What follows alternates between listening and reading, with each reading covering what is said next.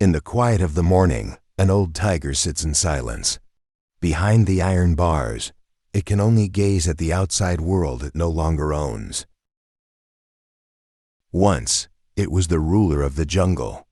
Its stride was proud, its roar echoed, free and boundless. Now it can only dream.